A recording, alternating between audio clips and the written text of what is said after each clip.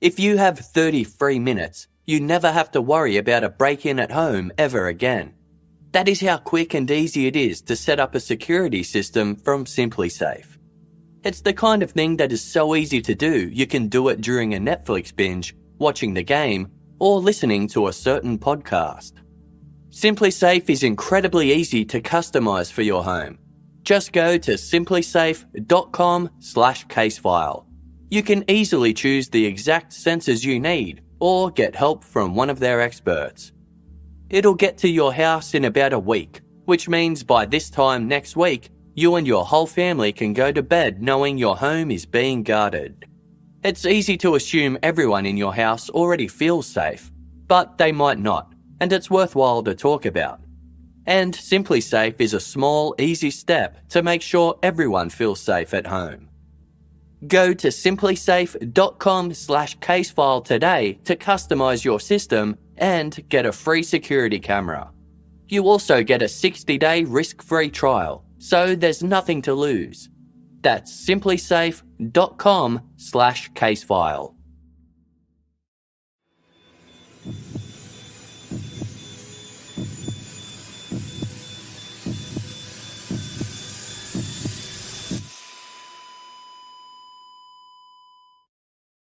Our episodes deal with serious and often distressing incidents. If you feel at any time you need support, please contact your local crisis centre. For suggested phone numbers for confidential support, please see the show notes for this episode on your app or on our website. This episode involves a crime against children. It may not be suitable for all listeners.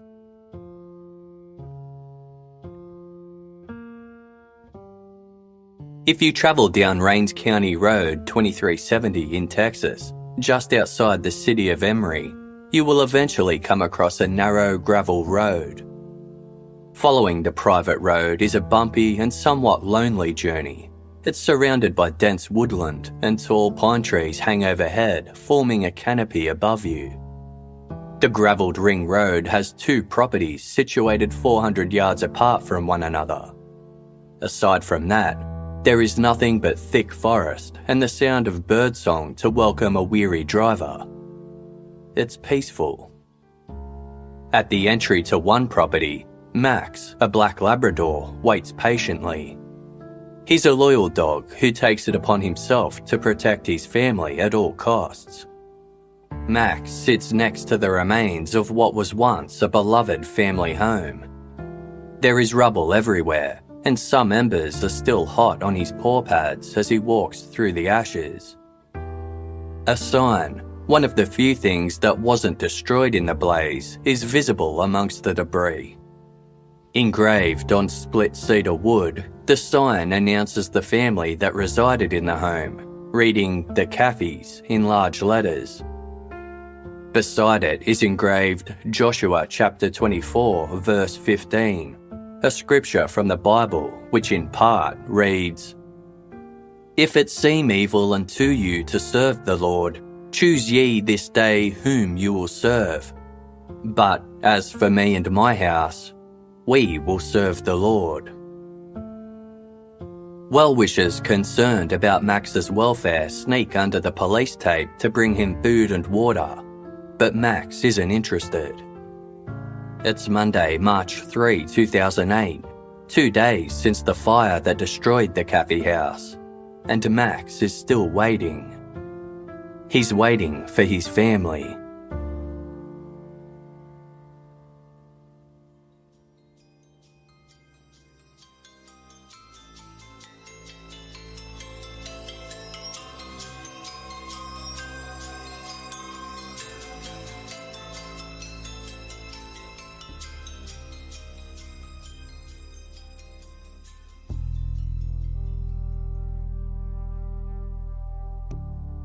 Two years earlier, Terry and Penny Caffey proudly displayed the split cedarwood sign at the entrance to their new home.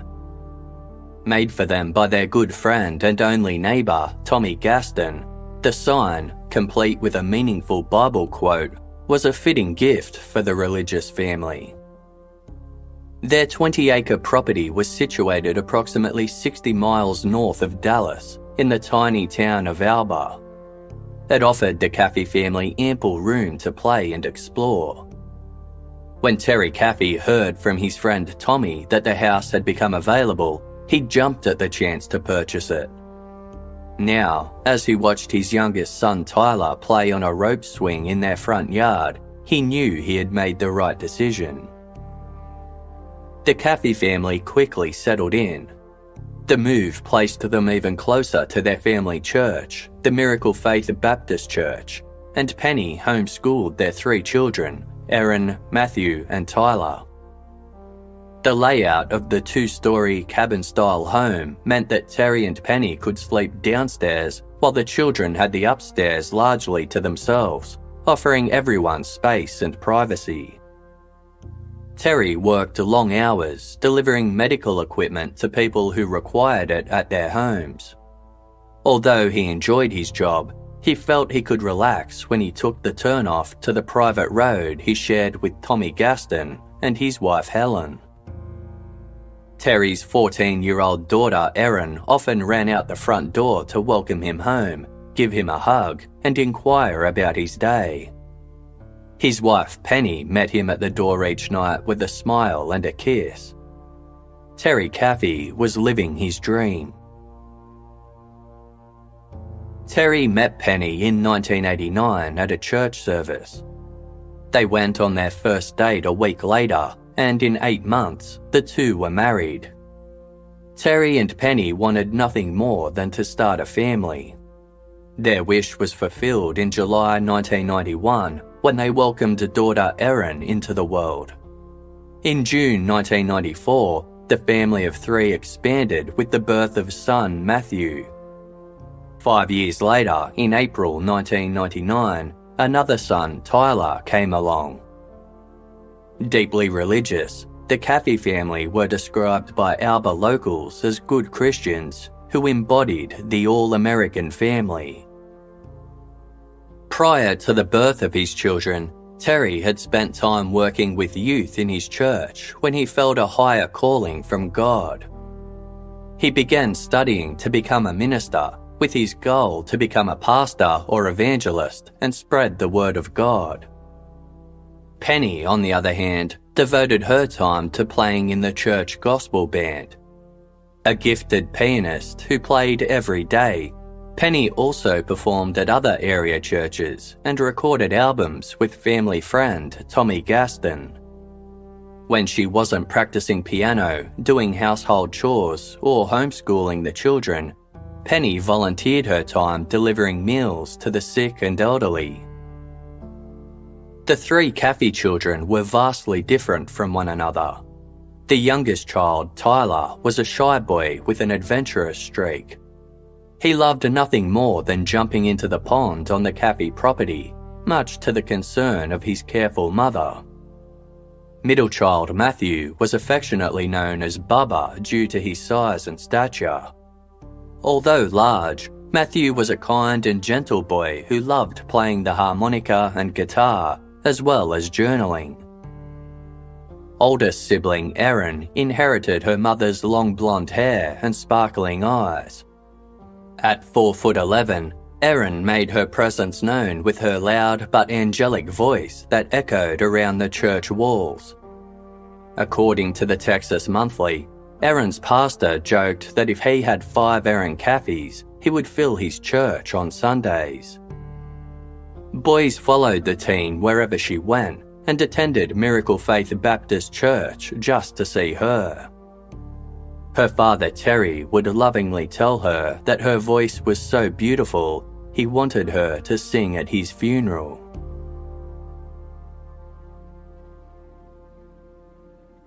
The Caffey family finished 2007 excited for the future. In April 2008, Terry was due to finish his studies and fulfill his dream of being ordained in the ministry. The children were doing well in their studies.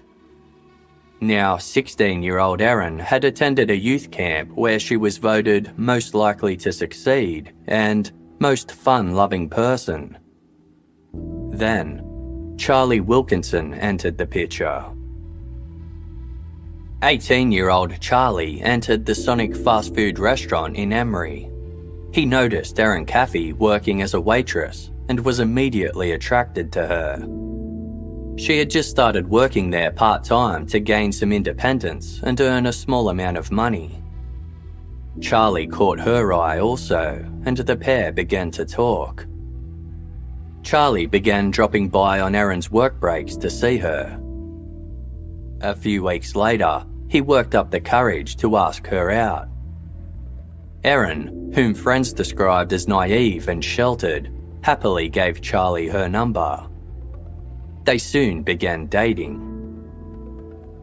Erin had casually dated before, but this was her first serious relationship.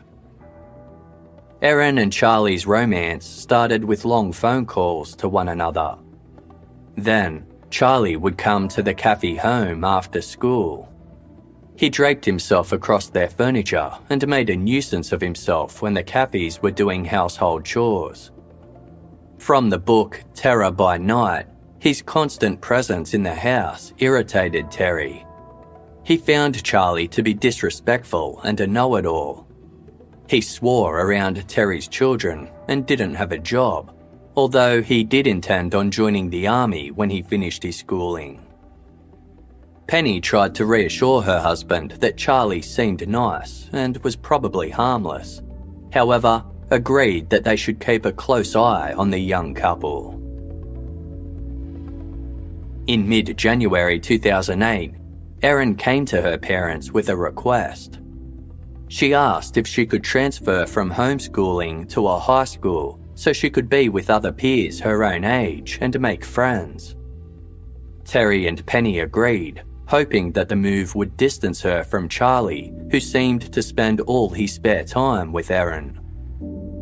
She enrolled in Rains High School. Terry and Penny were dismayed to learn that Charlie also attended the school as a senior. Erin and Charlie stopped socialising with other students and became inseparable at school, sometimes going to Erin's old Chevy pickup truck to fool around over the lunch break. Charlie also began attending the Miracle Faith Baptist Church with Erin. The pair were always seen holding hands throughout the services. Parishioners commented to Terry and Penny that their daughter had a bad case of puppy love. Terry was concerned. Charlie's friends also noticed how much his relationship with Erin had changed him. He talked about her non-stop, gushing about his love for her. Erin couldn't understand why her parents didn't approve of their relationship. Charlie was known to be a bit of a hothead, but was generally well behaved. He didn't cause any trouble at school, aside from the odd occasion where he was asked to remove his cowboy hat for class. One day in January 2008, Charlie and Erin went out for an early dinner. As mentioned in the Texas Monthly, on the way home, Charlie pulled over his run-down Ford Explorer and asked Erin to hop out of the car. On a deserted road, he bent down on one knee and presented Erin with an expensive and intricate ring. Once his grandmother's engagement ring, Charlie offered the ring to Erin as a sign of their friendship and his promise to always be hers. It wasn't a formal proposal, but by giving her the ring, Charlie made it clear that he wanted to propose when the time was right. Erin accepted and later spent the night at church proudly showing the ring to her friends in the congregation. Terry found out about the ring from a fellow parishioner and was furious with Charlie, confronting him about it after church. Charlie agreed to go to the Caffey home the following night. Terry wanted to lay down some ground rules. Terry, Penny, Charlie and Erin sat around the dining table. Both teens listened intently as Terry told Charlie that he was no longer permitted to come around to see Erin every night. Instead, he could visit one night a week and had to leave by 9 p.m. Given that the pair saw each other every weekday at school, Erin's parents saw this as a fair and reasonable request. Although not thrilled with the decision, the young couple agreed. For a while, things at the Caffey home went back to normal. Charlie continued to see Erin at church, the pair even singing solo parts one night. However, Terry and Penny noticed a difference in their daughter. She seemed withdrawn, and the happy-go-lucky, friendly Erin began snapping back at them in conversations. She lost interest in her appearance, leaving the house without doing her hair and makeup, completely out of character. When Charlie visited, he regarded the Caffey family coolly. There was tension in the Caffey household when he was around. On February 27, 2008, Penny Caffey sat nervously at the public library. The Caffey family did not have a computer at home, so relied on public or family members' computers every time they needed to access the internet. Penny searched for Charlie Wilkinson's MySpace page, and what she saw horrified her. She called Terry in tears, explaining that her sister had told her that Erin had been on Charlie's MySpace at her house and forgotten to log out of her account. According to Terror by Night, Terry dropped what he was doing to join his wife at the library. The two read posts on Charlie's page, including one comment telling Charlie to bring his bitch of a girlfriend over for the weekend so they could get drunk and have sex. Terry and Penny confronted Erin about the MySpace page later that night. She bowed her head and stared at the floor as Terry told Erin she was not allowed to see Charlie again.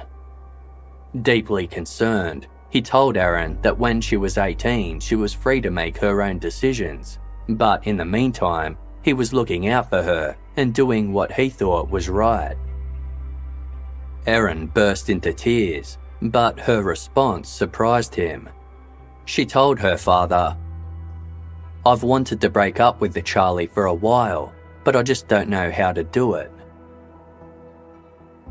Erin broke it off with the Charlie later that night after a church service.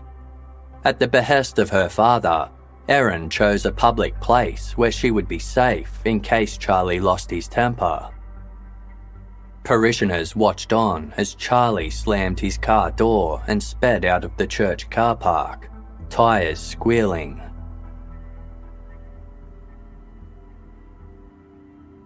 On Friday, February 29, 2 days after Erin had called things off with Charlie, Terry drove down the gravelled road to home. From Terror by Night, it was pitch black, and Terry was exhausted from working a 14-and-a-half-hour day. He reheated some dinner, and his sons Matthew and Tyler giggled as Terry accidentally spilled some on the floor and fell in it. Terry cleaned up the mess and tickled the boys as they wrestled. Erin, who had been happy and content since the breakup, joined in, and a pillow fight ensued. Afterwards, Terry kissed all his children goodnight and went to bed. At around 5 a.m. the next morning, Terry's neighbour, Tommy Gaston, awoke to a strange banging coming from the front door. It started as a soft thud, but became louder and more insistent as Tommy rose to investigate. Aside from what Tommy and his wife Helen assumed was an early morning storm with thunder rolling in the distance, the two had slept peacefully through the night. Tommy opened his front door. Lying on the ground of the porch was Terry Caffey, who had used his forearm to bang on the door. Although it was a freezing cold night, Terry was only wearing a t-shirt, pajama pants, and one wet sock. He was covered in blood and dirt, so much so that it was impossible to tell where the bleeding was coming from. Spluttering, he told Tommy that he and his family had been shot at and the house set alight. He was the only one to make it out alive. Tommy and Helen assisted Terry and called 911. Once inside, the warmth of the home brought Terry to his senses, and the pain from his injuries kicked in. Paramedics arrived, and as Terry was loaded into the ambulance, he was met with Detective Richard Owman from the Rains County Sheriff's Department. He gasped to the detective, "I don't think I'm going to make it." Meanwhile, firefighters arrived at the Caffey house and were confronted by a blaze that had engulfed the entire building. Once they had contained the fire, investigators combed through the ashes and rubble. They soon located who they believed to be Penny, Erin, Matthew, and Tyler, and sent their bones away for examination. The family dog, Max, could not be coaxed from the area, instead standing sentry to the property. Members of the Miracle Faith Baptist Church wept for the Caffey family during the sermon that Sunday morning of March 2. The family's longtime pastor, Todd McGahey, struggled to maintain his composure. He affectionately remembered the Caffeys, who were like family to those in the congregation. Quote, "I don't even think I would have crawled out of the house. But God had a purpose for Terry's life. God has a reason. God gave him the strength to get out." The parishioners mourned the loss of the Caffey family, but there was also a lingering question in their minds. What had gone on that night? Terry Caffey was admitted to the East Texas Medical Center Intensive Care Unit. He had been shot 5 times, but none of the bullets had penetrated major organs. Several of the wounds had clear entry and exit points, and 2 bullets were lodged in his right arm. The most severe injury was from a bullet that entered Terry's right cheek, passing through his sinus cavities before exiting out his left ear canal. Drifting in and out of consciousness due to shock and painkillers, surgeons waited until Terry was stable enough to undergo surgery. When safe to do so, Terry successfully underwent surgery to remove the bullets lodged in his upper body. He regained consciousness and became more lucid the following day. Terry's miraculous survival enabled police to understand what exactly had taken place at the Caffey home on Friday, February 29. That night, each family member retired to bed one by one. The house was in total darkness when Terry was roused from his deep sleep by Max, who was barking at the front of the house. He glanced at his alarm clock. It was just past midnight. Assuming Max was hunting a wild animal that had strayed into the yard, Terry rolled over and went back to sleep. A few hours later, a loud noise jolted Terry wide awake. It was the sound of the bedroom doorknob hitting the dryer that was located just behind the door. Terry initially thought son Tyler had suffered a nightmare and was coming in to sleep in their bed. He sat up to reassure him when the sound of gunfire rang out. Penny screamed.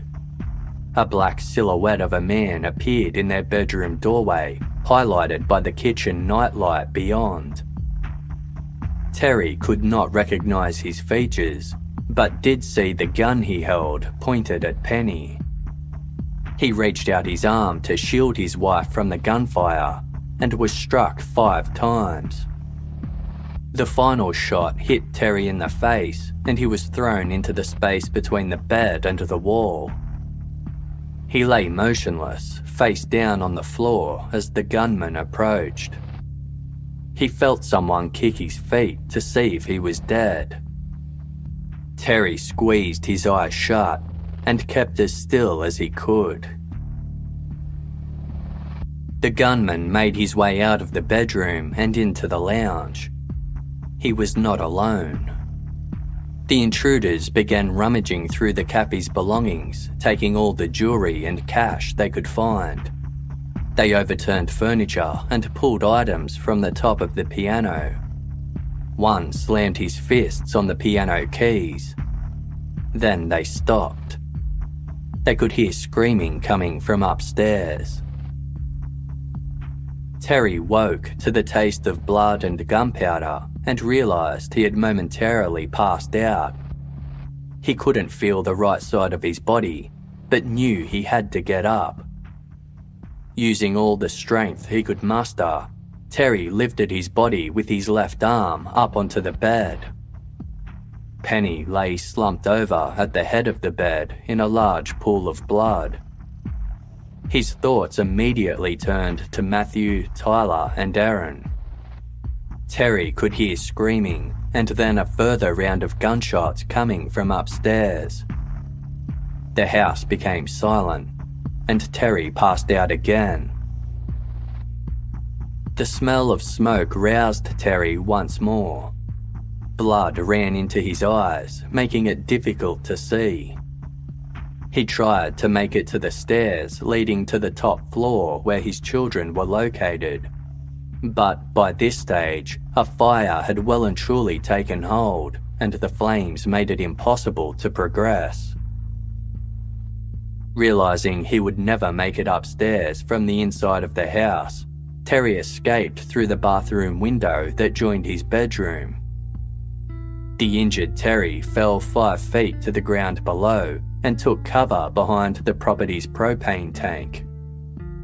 He knew he had to reach his 3 children.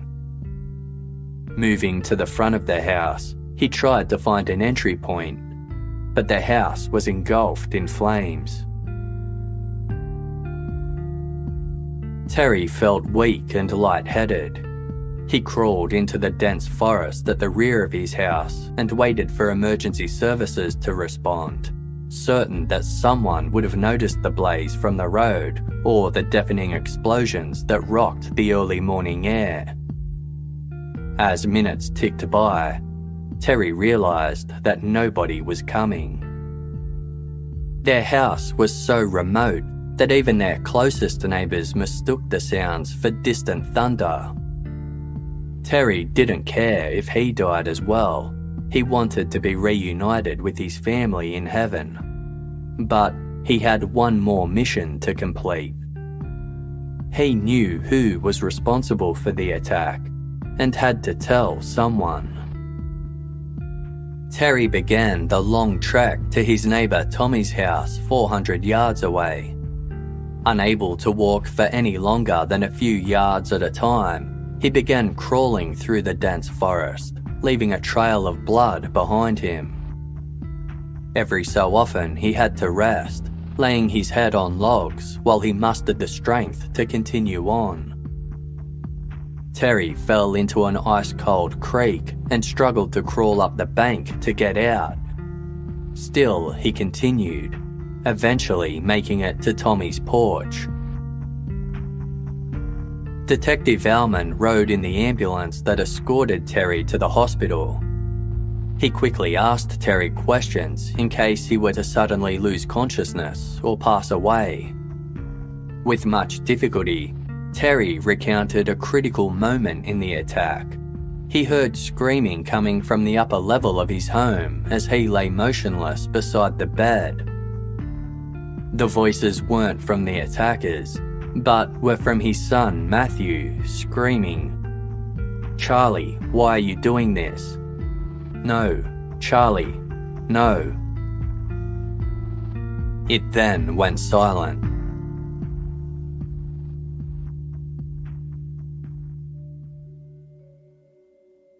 Detectives theorised that Charlie Wilkinson had killed the Caffey family in retaliation for Aaron breaking up with him. Chief Deputy Sheriff Kurt Fisher already knew where Charlie was staying. Being a small town where everyone knew one another, he had seen Charlie's car parked outside his friend Charles Wade's trailer that morning. He returned to the blue trailer with the Deputy Sheriff Ed Emig and knocked on the door. Charles Wade's brother answered. He was unsure if Charlie Wilkinson had spent the night in his trailer, but let the officers in to have a look around. The trailer was in disarray, with clothes and beer cans strewn about. Deputy Sheriff Fisher came across Charles Wade and his girlfriend Bobby Johnson sleeping in one room. According to the Texas Monthly, he continued down the hallway of the trailer when he came across a room with a blanket hanging on the door. Pulling it aside, he shone his flashlight into the room and found Charlie Wilkinson lying awake on his bed. He was wearing blue jeans with no shirt. A semi-automatic handgun lay on the floor beside him. Deputy Sheriff Fisher handcuffed Charlie to take him in for questioning. He denied being anywhere near the Caffey property the night before, explaining he had gotten drunk and passed out in the trailer. Deputy Sheriff Emig went back into the trailer to retrieve some clothes for him to put on. When he picked up his cowboy boots, they were covered in blood spatter. While holding Charlie at the county jail for questioning, Deputy Sheriff Fisher obtained a search warrant and went back to the trailer. In the living room, he found a purse. The driver's license inside belonged to Aaron Caffey. He returned to the bedroom Charlie Wilkinson had been sleeping in and began searching for more evidence to tie him to the attack. He picked up a long-sleeved button-up shirt from the floor, and a used condom fell out. Fisher moved the blanket that was lying on the floor near the closet. As he did, he saw a wave of long blonde hair. Thinking it was a wig, he pulled it aside. He got a shock when he realized it wasn't a wig at all. The hair was attached to a person. It was Aaron Caffey.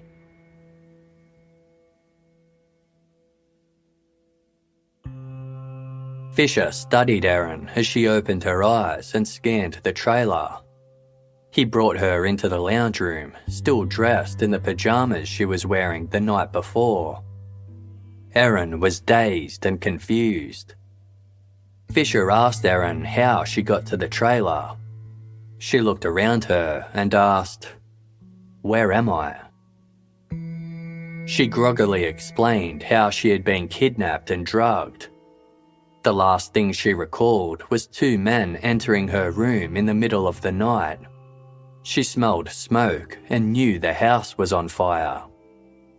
The two men were brandishing swords and ordered Aaron to get out of her bed and to lay face down on the floor. That was the last thing she remembered before being roused by Deputy Sheriff Fisher. Aaron's pupils were dilated and she appeared to be suffering from shock, so Fisher organised for her to be transferred to hospital for assessment. She recalled further details of the night before. She had tried to call Charlie after the fire, but had been unable to reach him. She also recalled drinking something at the trailer, but then passing out. In a frightened voice, Aaron whispered, "They're coming to get me." Meanwhile, Terry's sister, Mary, visited Terry in the ICU to tell him the fantastic news that Aaron had been found alive with only minimal injuries. Terry was overjoyed. Charlie Wilkinson was questioned and he soon broke down. He openly acknowledged his role in the fire and the murders of Penny, Matthew and Tyler and the attempted murder of Terry, telling detectives, "I'm in a lot of trouble." As suspected, Charlie didn't act alone.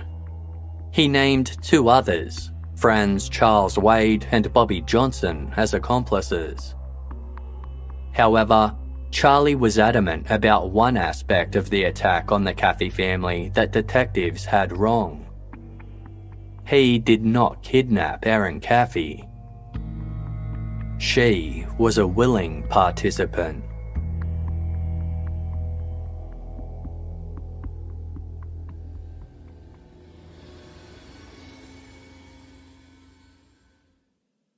Is there something interfering with your happiness or preventing you from achieving your goals? BetterHelp will assess your needs and match you with your own licensed professional therapist. BetterHelp isn't a crisis line or self-help. It's professional counselling done securely online, and it's available for anyone, anywhere in the world. After filling out a quick and easy survey, members of the Casefile team were matched with a counsellor best suited to them. BetterHelp is committed to finding you a match with someone you really gel with, so the Casefile team finds it easy to chat to the counsellors picked for them. They really understand what's going on and are great to bounce ideas off, and the feedback has always been timely and useful. BetterHelp wants you to start living a happier life today. Visit betterhelp.com/casefile. That's better, HELP, and join the over 1 million people who have taken charge of their mental health with the help of an experienced professional. In fact, so many people have been using BetterHelp that they are recruiting additional counsellors in all 50 states. This podcast is sponsored by BetterHelp, and Casefile listeners get 10% off their first month at betterhelp.com/casefile. Small changes toward a healthier lifestyle can add up in a big way. Not sure where to begin? Introducing Grove Collaborative. Grove is the online marketplace that delivers healthy home, beauty, and personal care products directly to you. Grove Collaborative takes the guesswork out of going green. Browse the site for thousands of products, all guaranteed to be good for you, your family, your home, and the planet. A member of the Casefile team ordered some cleaning products from Grove Collaborative. Her favourite item was a glass spray bottle, which is not only functional but also beautiful. She can mix the fresh-smelling cleaning concentrates in the bottle and reuse over and over again to minimise waste. Join over 2 million households who have trusted Grove Collaborative to make their homes happier and healthier. Plus, shipping is fast and free on your first order. Making the switch to natural products has never been easier. For a limited time, when Casefile listeners go to grove.co/casefile, you will get to choose a free gift with your first order of $30 or more. But you have to use our special code. Go to grove.co/casefile to get your exclusive offer. That's grove.co/casefile. Perhaps 2021 won't be the best year we've ever had, but we can invest in making it a better year than the year before. Learning a new language is an investment in ourselves. Babbel teaches real-life conversations through interactive dialogues, and you can choose from 14 different languages. The lessons are lovingly created by over 100 language experts, so you learn useful vocabulary and not meaningless phrases. Speech recognition technology even helps you to improve your pronunciation and accent. Babbel has even started their own podcasts, so you can learn on the go. Casefile team member Holly uses Babbel to brush up on her Latin American Spanish. She finds the lessons fun and interactive. They never get boring. Holly loves that there is a mixture of audio, visual, and sentence building techniques to help her learn across the board. If you've never learned a second language before, no problem. Babbel accommodates everyone, from complete beginners to those wanting to build on previous knowledge. Right now, Babbel is offering listeners of Casefile 6 months free with a purchase of a 6-month subscription with promo code CASEFILE. Go to babbel.co.uk/play and use promo code CASEFILE on your 6-month subscription. That's babbel.co.uk/play, promo code CASEFILE. In this world, you can get pretty much anything delivered to your door. So why are you still going to the pharmacy to pick up your prescription? Capsule is a new kind of pharmacy that hand delivers your prescription the same day for free. Here's how Capsule works. It's so easy. To start, visit capsule.com. It only takes 15 seconds to sign up. When your prescription is ready, Capsule will text you to schedule free delivery at a time you choose. Then a Capsule courier hand delivers your medication to your door, straight from their pharmacy in a tamper-proof package. It's totally secure, and if you have any questions, you can call, text or email with an expert pharmacist. It's that simple.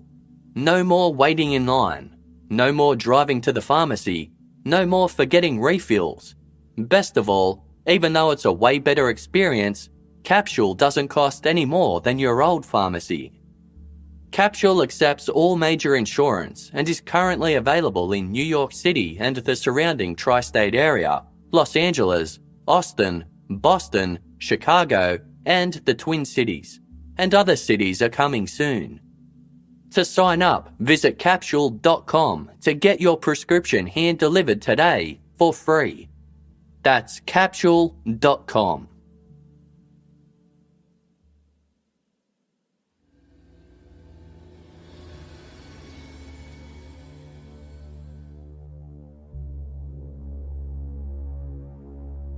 Charlie Wilkinson's version of events on the night of the attack varied significantly to the details provided by Erin. According to Charlie, the pair had been plotting the night's events for over a month. They even had a code name for the plan, FUBAR, standing for Fucked Up Beyond All Recognition. Together, they planned to FUBAR the Caffey family so they could be together. Charlie offered his friends, 20-year-old Charles Wade and his girlfriend, 18-year-old Bobby Johnson, who attended the same high school as Charlie and Erin, $2,000 for their help. Erin explained that the cash was in a lockbox that they would find inside the house. She would help them open it after the attack. On the night of the murders, Erin joined in a pillow fight with her father and brothers. As detailed in the documentary by journalist and television personality Piers Morgan, just before midnight, Charles Wade, Bobby Johnson, and Charlie Wilkinson travelled to the Caffey residence. The men tried to gain entrance to the property while Bobby stayed in the car, but Max, the black Labrador, spotted them and became agitated, barking and scaring them off. Erin moved Max to the back of the house, and when the coast was clear, they returned to pick her up. Sitting in the car at a nearby cemetery, Charlie, Erin, Charles, and Bobby discussed the plan for just over an hour. At approximately 4 a.m., they drove back to the Caffey residence and parked on the main road.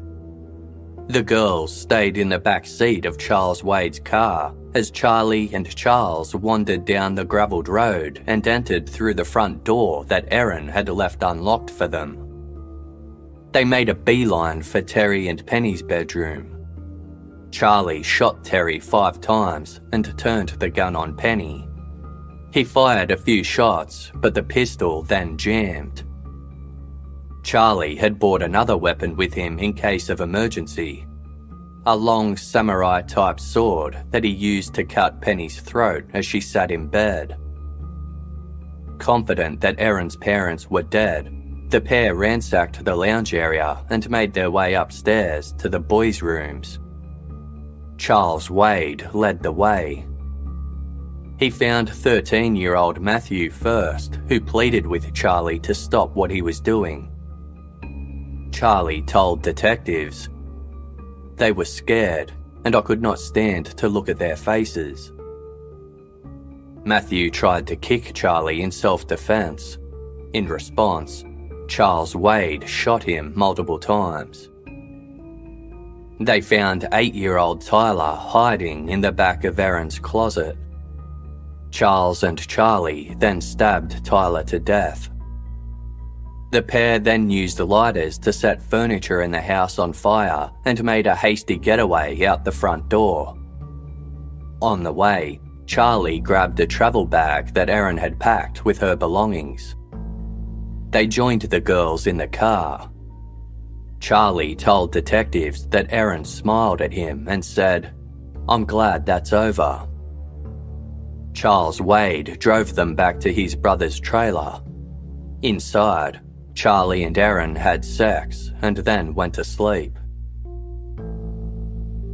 Charles Wade and Bobby Johnson were quickly apprehended.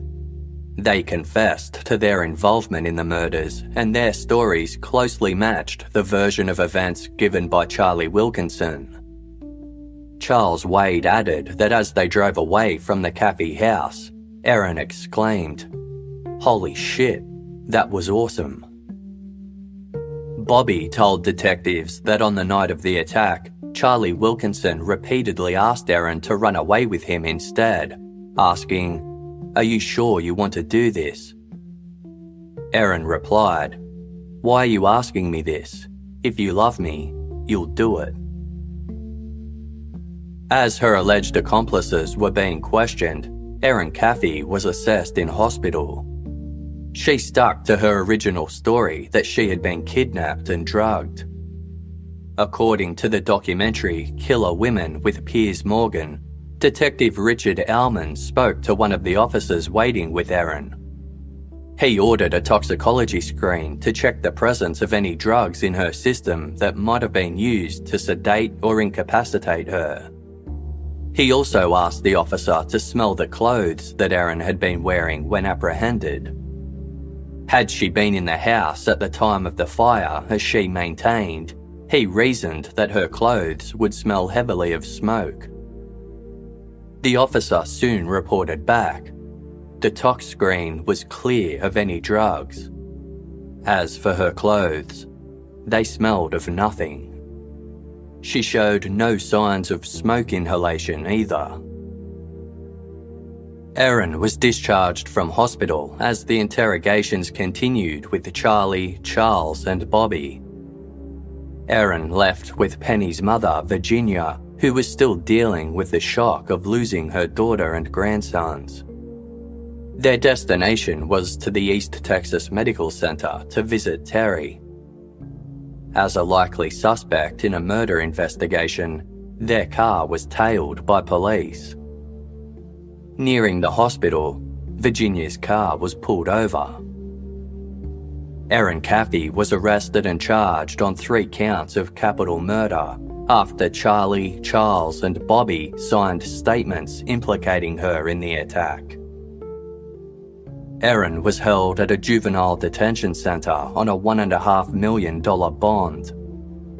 The other 3 teens were charged with the same counts and held at the Rains County Jail.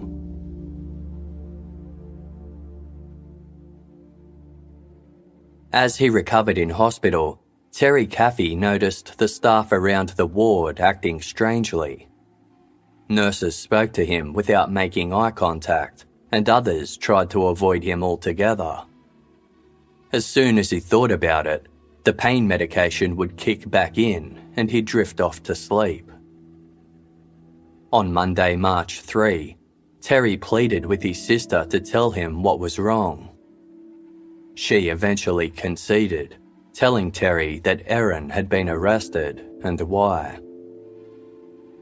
Deputy Sheriff Kurt Fisher visited Terry in hospital to tell him the news. Terry asked how his daughter was, explaining that no one would tell him a whole lot and he wasn't allowed to watch the news. Deputy Sheriff Fisher reassured Terry that she was doing fine.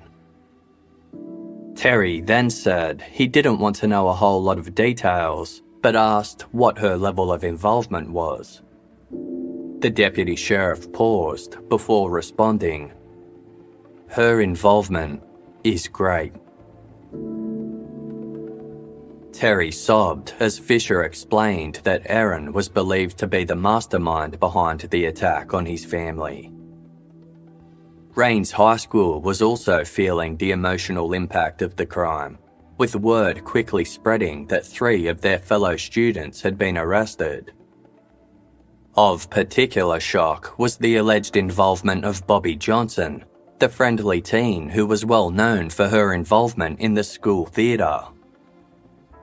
As reported in the Associated Press, the Rains High School superintendent said, "These were students who had not been in trouble a great deal.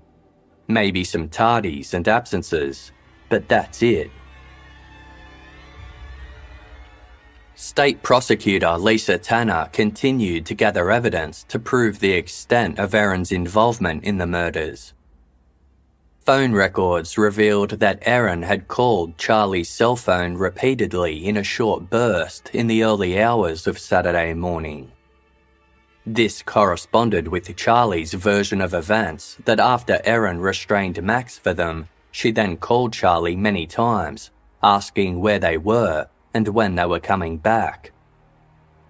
Aaron was at a loss to explain the records, given that she maintained she was in bed asleep.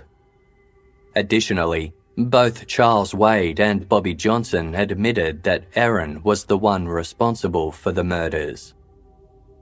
From the book Terror by Night by Terry Caffey, Aaron had spoken to them for a month about the killings, saying she wanted her parents dead because she was so angry at them for not condoning her relationship with Charlie. As for her siblings, she told the pair that she wanted Matthew killed because he would talk, and Tyler killed because she just didn't like him. Charlie, Charles, and Bobby all maintained that they had tried to talk Aaron out of the murders in the lead-up, suggesting that she run away with Charlie instead. But Aaron insisted she wanted them dead. She told them that her parents repeatedly punched and slapped her. However, all teens admitted that they had never seen any markings on Aaron to prove her allegations. The most startling revelation came from Michael Washburn, an ex-boyfriend Aaron had been seeing very casually prior to meeting Charlie. Aaron had also called this relationship off at the behest of her parents, who didn't approve. When questioned by detectives, Michael said Aaron had confided in him that she was going to hire someone to go to her house and kill her parents.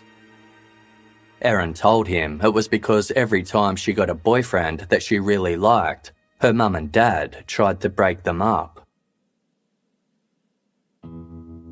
In a decision that stunned many people, Terry chose to visit Aaron. As soon as he was well enough, he drove the 40-minute journey from where he was residing at his sister's house to the detention centre where she was being held. Separated by a thick piece of plexiglass, the father and daughter saw each other for the first time since the attack. Terry was concerned by Aaron's appearance. She looked pale and exhausted. He asked if she was being looked after, to which Aaron responded yes. Forbidden to talk about the case before it went to trial, the two made small talk and tearily reminisced about old times. When nobody could overhear, Aaron told Terry she had tried to stop the attack, but it had gotten out of hand. Terry believed her. From Terror by Night, Terry wrote the following entry in his journal. I never thought that I would lose my entire family in one night and be all alone at the age of 41. Erin is all that I have left, and I will stand by her side no matter what. I know she needs me, and I need her. I believe God saved my life that night for a reason, and one of those reasons is to be here for her. I couldn't imagine her going through this without anyone, so I stand by her side and pray every day. There are a lot of questions that I have about that night, and some of those questions may never be answered in this lifetime. One thing that I do believe is that Erin loved her family and wouldn't want us dead. I believe they came that night and things went bad very fast, and she had no control in it. So I keep trusting God to see us through, and that in the end He will get the victory, and that His will be done. The callousness of the attack stunned State Prosecutor Lisa Tanner. On Killer Women with Piers Morgan, she discussed how horrified she was that the four of them sat together for over an hour prior to the murders, and not one of them brought up that perhaps they shouldn't follow through. She was flummoxed that they thought they would get away with it and there would be no repercussions for their actions. The prosecution sought the death penalty for both Charlie Wilkinson and Charles Wade. Because Erin was a minor, she escaped a possible death penalty. Still, the prosecution wanted Erin tried as an adult. This meant that she could still face a maximum sentence of life without the possibility of parole. Terry Caffey was for the death penalty for both Charles and Charlie, looking Lisa Tanner dead in the eyes and saying, "Charlie ate at my table." As for Erin, Terry hoped she would be tried as a minor instead of an adult, as he didn't want her in an adult prison. In the juvenile detention centre, Erin met with Israel Lewis, an experienced mental health counsellor hired to evaluate her for the defence. She told Lewis that she had been framed by Charlie, who had a volatile temper. With tears in her eyes, she told Lewis many times, "I'm innocent. God will save me." As Lewis became familiar with the intricacies of the crime, he realised he had been played by Erin.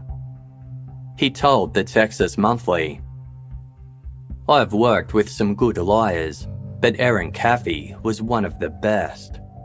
She seemed totally sincere and genuine, and I would have put my licence on the line to say that she was telling me the truth. I cried every time I left her jail cell." Father's Day in June 2008 marked 3 months since the murders. It was an extremely difficult time of year for Terry Caffey. On that day, he received a letter from his only living child. It read, "Dear Daddy, let me start by saying Happy Father's Day. I hope you get this before then, but I don't need a date to tell you that you have been an awesome dad. You have done a great job, and not for 1 second do I think different. None of this was your fault. If anything, it was mine. I feel like I don't deserve your love and that I let you and Mama down. But in this family, we stick together, and I have always loved you, Mama, and the boys very, very much. I never wanted any of this to happen. I was just going with what he was telling me. He was feeding me all these lies. I got caught up in him, and I feel so guilty. I'm glad that you're here with me now. If it wasn't for you, I don't know what would have happened to me. I love you. Even though this has happened, I still feel sad, but at the same time glad that I'm free from the pressure that was being put on me. I miss Mama and the boys, but I know where they are. I know they would be proud of you. I am too. No matter what anyone says, you have been a great dad and did a great job of raising me. No matter where I go or who I'm around, I will never forget where I came from. And I dream one day of walking together in our property hand in hand. I do believe that will happen. Anyway, I love you, and Happy Father's Day. Keep the faith. God's about to show us His mercy. Love, Erin."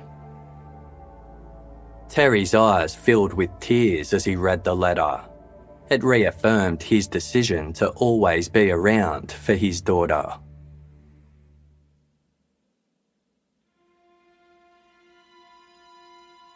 On June 26, 2008, there was a very brief certification hearing to determine whether Erin would be tried as an adult.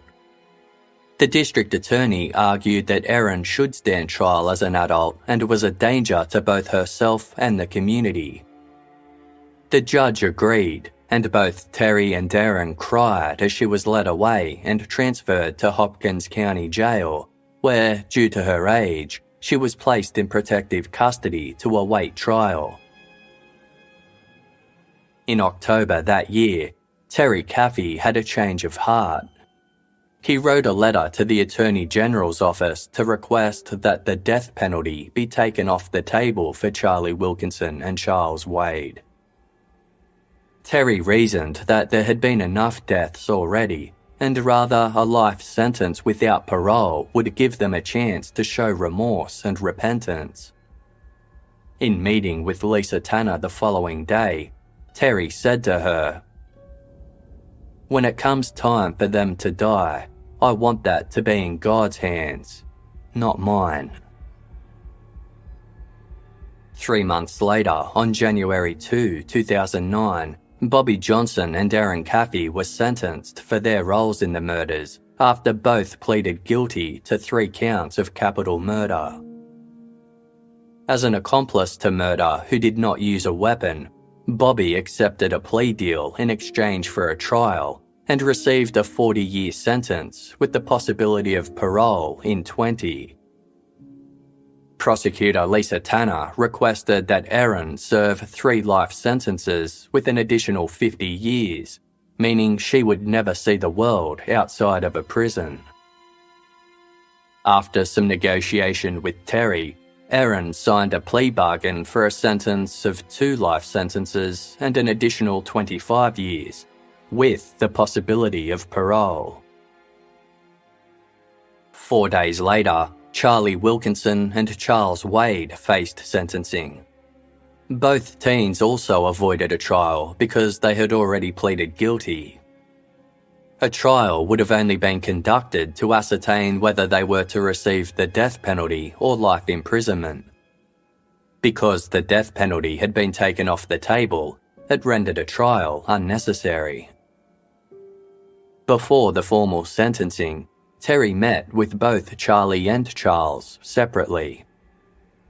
Charles Wade expressed remorse for what he had done, saying he only agreed to the plan because he needed the money promised to him by Erin and Charlie to pay for court fees.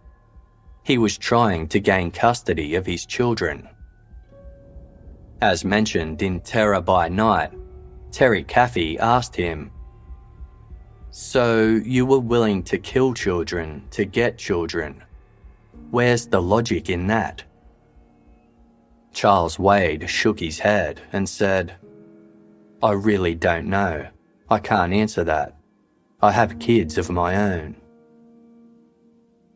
When Terry spoke with Charlie, he also expressed remorse for his actions. His eyes welled with tears and he hung his head, refusing to make eye contact. He told Terry he did it out of love for Erin. In the courtroom, Terry read a victim impact statement to Charlie and Charles. Excerpts read, "At first, I had so much anger, so much bitterness towards you, but in time, God has shown me what it means to forgive. So I want to say to you today, I forgive you, not so much for your sake, but for my own. I refuse to grow into a bitter old man. If I am going to heal and move on, I must find forgiveness in my heart. That has been the hardest thing that I've ever had to do, because you have taken so much away from me. You took my wife of 18 years, whom I'll never be able to see or talk to again. You took my boys away from me. Matthew, only 13 years old. Tyler, only 8 years old. Because of you, I'll never be able to see my boys grow up.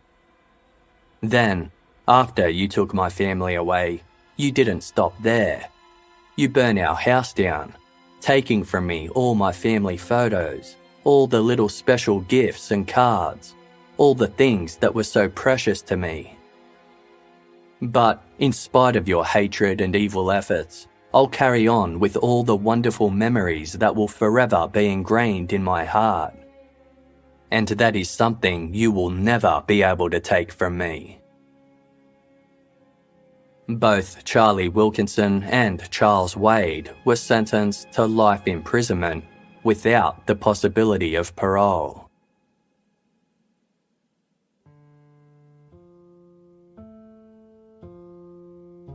In April 2009, Terry Caffey became an ordained minister. He has spent countless hours telling his story in churches, schools and prisons to encourage people to make good choices and forgive others. Following the murders, Terry found Max a new and loving home, unable to care for his family dog due to his state of health. Once a month, Terry makes the 6-hour round trip from his new home to visit Erin at the Texas Department of Criminal Justice Women's Prison at Gatesville. Whilst Terry believes that Erin must have had some degree of participation in the murders, he doesn't believe that she was the ringleader, nor that she wanted her family dead. He told the Texas Monthly, "I think she thought Charlie was just blowing smoke. I don't think she actually thought he would go through with it. I know my daughter. She cried one time when we were in my truck and I ran over a squirrel. She's tender-hearted. No kid's an angel, but I know what she is capable of, and I know she's not capable of murder." Erin also still denies being the mastermind behind the attack, alleging that she wanted to run away, but the others forced her to stay in the car while they carried out the murders. She has even appeared on the Dr. Phil show via prison to defend herself. On Killer Women with Piers Morgan, Erin said she's no longer in love with Charlie Wilkinson, whom she has not seen or spoken to since their arrest. With good behaviour, Erin could be out on parole at 59 years of age. Erin says the first thing she will do when she gets out of prison is go to the gravesites of her mother Penny and brothers Matthew and Tyler to pay her respects. Charlie Wilkinson was incarcerated in the Pulaski unit in Livingston. He questioned whether Erin ever loved him or if he was just a pawn she could order about. He told the Texas Monthly that, "I would have done anything for her. She was very smart, very caring. I don't know why she wanted it done, why it had to be done like that, but she was a very nice person." When asked if he still loved Erin, Charlie responded, "Once you love somebody, you can't quit. You always will." In the aftermath of the murders, Terry Caffey considered taking his life, unable to deal with the despair of losing his family. He desperately searched for a sign from God for any kind of guidance to help him move forward. 6 weeks after the attack, he found it. Terry stood amongst the rubble where his house used to be. Bulldozers had cleared most of the debris and levelled out the block. Out of the corner of his eye, he spotted a piece of paper that had blown against the trunk of a nearby pine tree. The paper, burnt black around the edges, had survived the fire and the subsequent clearing of the land. It was from a book owned by his wife. The first few lines of the page were of one of the book's characters talking to God. It read, "I couldn't understand why you would take my family and leave me to struggle along without them. And I guess I still totally don't understand that part of it. But I do believe that you're sovereign. You're in control."